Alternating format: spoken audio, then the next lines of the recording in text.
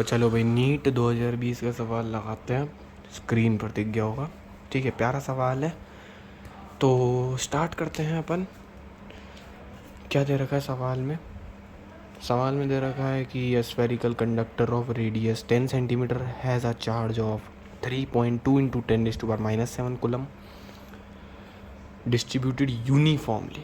What is the magnitude of the electric field at a point 15 centimetre away from the center of the sphere? तो चलो start करते हैं यार इस सवाल को करना। एक चीज़ मैं बता देता हूँ कि जितने भी सवाल करवाऊंगा ना, ये फार्मूला बेस्ड सवाल है, तो तुम कहीं भी तुम्हारे को अगर देखते हो तो तुम्हारे को सीधे फार्मूला बता के सवाल करवा देंगे। ठीक है, किसी किसी को नहीं आता समझ में तो मैं एक काम करता हूँ, पूरा का पूरा डिराइव कर देता हूँ। तो मैं पहले क्वेश्चन समझाता हूँ कि क्या बोल रहा है। चलिए भाई देखते हैं क्या सवाल है, मतलब डायग्राम बनाते हैं। बोला है कंडक्टर है अपना, ठीक है, थोड़ा तो शोर आ रहा है, कंस्ट्रक्शन चल रहा है पास में, इस चक्कर में तो माफ़ करना इसके लिए। अब देखो, एक मेरे पास है ये स्फेयर, ठीक है, और मुझे बोल रहा है ये जो है ना स्फेयर, ये कंडक्टर है, स्फेरिकल कंडक्टर बोल रहा है। तो स्फेयर मुझे क्या दे रखा है? कंडक्टर दे रखा है, ठीक है। ये सेंटर है इसका, और इसका जो रेडियस मुझे दे रखा है वो दे रखा है 10 सेंटीमीटर। डायग्राम दिख रहा होगा अच्छी तरीके से मेरे हिसाब से, ठीक है। 10 सेंटीमीटर का रेडियस है। बोल रहा है इसके ऊपर जो चार्ज है ना वो है 3.2 इंटू 10⁻⁻7 का कुलम, 7 कुलम है। और बोल रहा है चार्ज यूनिफॉर्मली डिस्ट्रीब्यूटेड है। अगर अपन को ये नहीं भी देता ना कि यूनिफॉर्मली डिस्ट्रीब्यूटेड है, तभी भी अपन मानते हैं कि यूनिफॉर्मली डिस्ट्रीब्यूटेड है। क्यों? क्योंकि ये कंडक्टर है। ये जो कंडक्टर होता है ना, देखो चार्ज सरफेस पर डिस्ट्रीब्यूट हो जाता है, ठीक है। वो तो दे दिया सवाल में, यूनिफॉर्मली डिस्ट्रीब्यूट देना जरूरी है, वैसे नहीं दे तो तुम मान लेना। क्यों? अपन को पता है कि स्फेयर जो होता है ना, मैं एक बार फटाफट से बता देता हूँ। हाँ, स्फेयर जो होता है ना, दो तरीके के होते हैं। एक होता है हॉलो और एक होता है सॉलिड। हॉलो में भी दो कंडीशन होती है। एक स्फेयर होता है हॉलो कंडक्टिंग, एक होता है हॉलो नॉन कंडक्टिंग, ठीक है। एक होता है सॉलिड कंडक्टिंग, एक होता है सॉलिड नॉन कंडक्टिंग। अब एक बात अच्छे से ध्यान रखना, hollow conducting, hollow non conducting और सॉलिड कंडक्टिंग, इन तीनों की प्रॉपर्टी सेम होती है। मतलब इन पे जो चार्ज होता है ना वो डिस्ट्रीब्यूट हो जाता है, यूनिफॉर्मली डिस्ट्रीब्यूट हो जाता है सरफेस पर। इनकी जो सरफेस होती है ना, ये सरफेस, इन सरफेस पर चार्ज यूनिफॉर्मली डिस्ट्रीब्यूट हो जाता है, ये, ठीक है। इन सरफेस पर चार्ज यूनिफॉर्मली डिस्ट्रीब्यूट हो जाता है। तो मुझे सवाल में क्या बोला है? ये मेरे पास एक कंडक्टर है, ठीक है, हाँ भाई, ठीक है। इसका जो रेडियस है ना वो मुझे 10 सेंटीमीटर दे रखा है, ठीक है। इस पे जो चार्ज है ना, ये जो अपन को चार्ज दे रखा है ना 3.2 इंटू 10⁻⁻7 कूलम, इसको मान लो कि कोई क्यू चार्ज के बराबर है, ठीक है। मैं ऐसे ही ले रहा हूँ ताकि सवाल को अपन है ना ऐसी वैल्यू में एंड में वैल्यू रख देंगे अपन, है ना। तो अब देखो ये दे रखा है, तो इसके ऊपर मान लो क्यू चार्ज यूनिफॉर्मली ऐसे डिस्ट्रीब्यूटेड है, क्योंकि प्लस है ना, तो मान लेते हैं प्लस चार्ज यूनिफॉर्मली ऐसे डिस्ट्रीब्यूटेड है, यूनिफॉर्मली डिस्ट्रीब्यूट हो गया ऐसे। और ये जो टोटल चार्ज है क्या, क्यू है, और क्यू किसके बराबर है? इसके बराबर है। तो मुझे बोल रहे हैं कि सेंटर से 15 सेंटीमीटर की दूरी पर, सेंटर से 15 सेंटीमीटर की दूरी पर मुझे इस कोई पॉइंट है, इस पॉइंट को सपोज पी पॉइंट मान लो, इस पी पॉइंट पर मुझे क्या ढूंढना है? इस स्फेयर के वजह से इलेक्ट्रिक फील्ड ढूंढनी है। तो कैसे ढूंढेंगे भाइयों बहनों? तो देखो भाई, अब ये क्या है? एक स्फेयर है, उस स्फेयर में यूनिफॉर्मली चार्ज डिस्ट्रीब्यूटेड है, और कौन सा? कंडक्टिंग है, मतलब ये सरफेस पर चार्ज डिस्ट्रीब्यूट हो जाएगा। और स्फेयर के किसी बार वाले पॉइंट पर अपन को अगर इलेक्ट्रिक फील्ड निकालनी, तुमने डेरिवेशन करी होगी, मैं एक बार करवा देता हूँ। ये एक स्फेयर मान लो, ठीक है, सुना तुमने, पता होगा, और जिसको पता है डेरिवेशन, डायरेक्ट फार्मूला पता है, तो कर सकता है इस सवाल को। इसका मान लो कि ये रेडियस जो है वो आर है, नहीं सॉरी कैपिटल आर मान लो, और भाई सेंटर से इस पॉइंट तक की जो डिस्टेंस है उसको स्मॉल आर मान लो। इस पॉइंट पी पॉइंट पर मुझे निकालनी इलेक्ट्रिक फील्ड, तो मैं क्या करता हूँ, इस जगह पर बना देता था गॉसियन सरफेस, और गॉसियन सरफेस इस पॉइंट को जस्ट टच करनी चाहिए।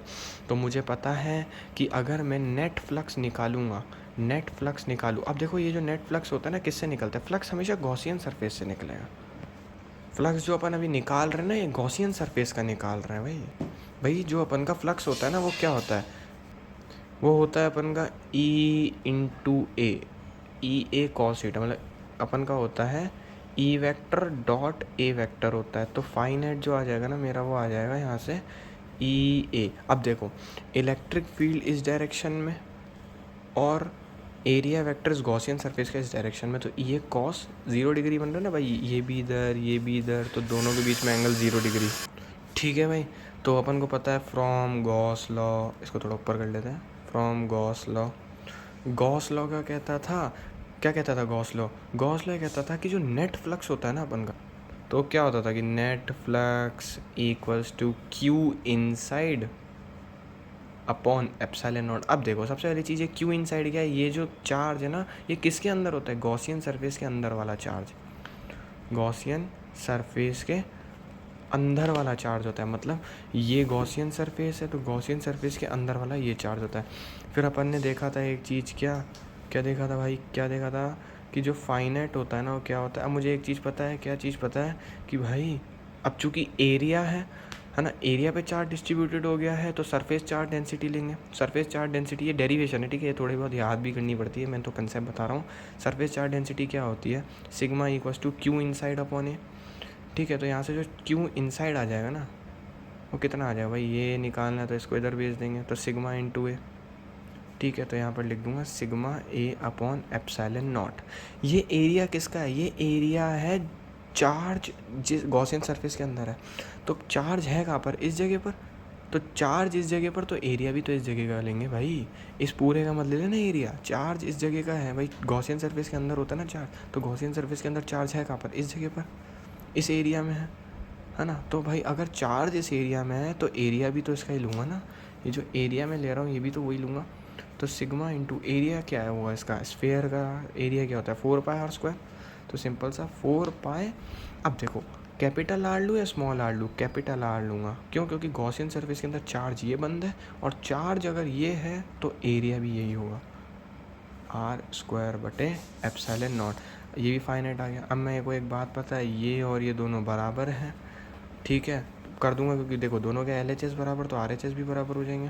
तो ऐसे एक चीज़ बोल सकता हूँ कि AA equals to sigma into 4 pi r square upon epsilon not.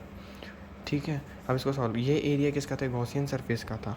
E into 4 pi small r square equals to sigma into 4 pi r square upon epsilon not.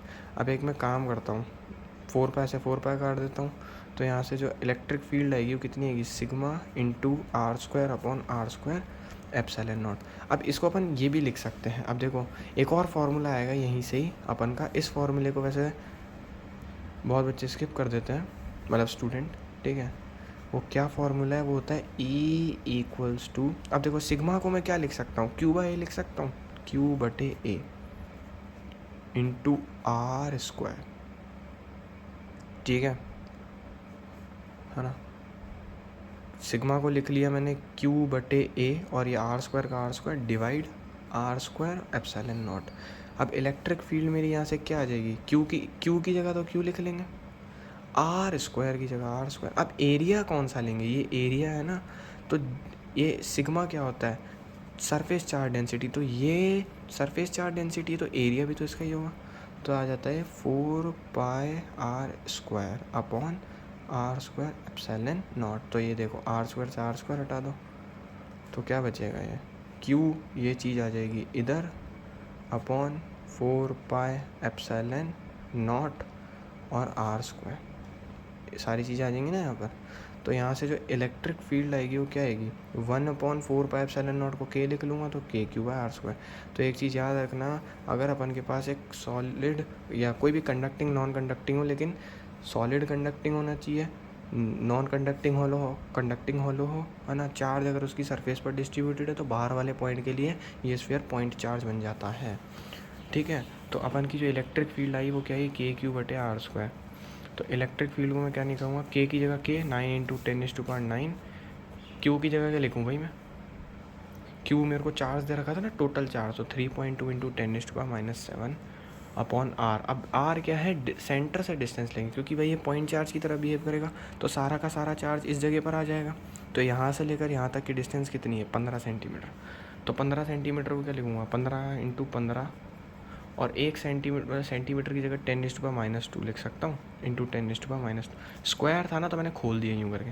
अब जब तुम इसको सॉल्व करोगे तो आंसर आएगा अपना 1.28 इंटू 10⁵ न्यूटन पर coulomb. तो इसका ऑप्शन हो जाएगा ए। ठीक है।